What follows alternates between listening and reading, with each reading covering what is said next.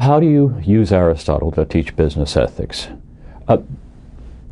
I don't know whether I would advise anybody else to do this, but let me tell you what I do. I start with the standard principles of utility, justice, and rights.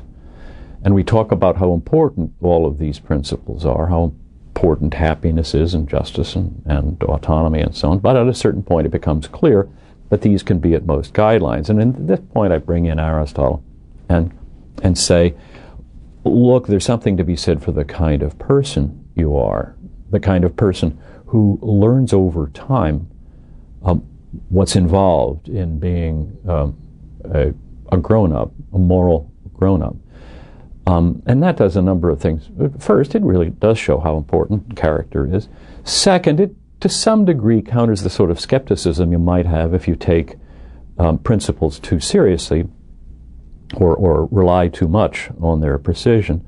And third, it gives the message that you are not going to become an ethical person just on the basis of taking an ethics course. Ethics is a matter of ethics is learned over a long period of time, and this is a step along the way.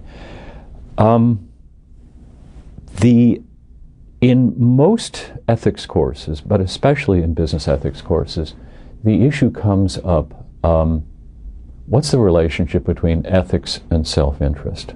Right? And we would like to say good ethics is good business. Well, sometimes good ethics isn't such good business. Sometimes you really can make a lot of money by lying and cheating and stealing.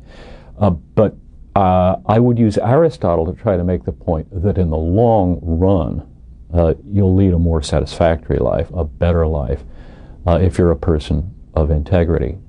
Among other things Aristotle says is, if you are not a person of integrity, if you're a dishonest person, then you have to spend a lot of time saying things you'd rather not say and doing things you'd rather not do.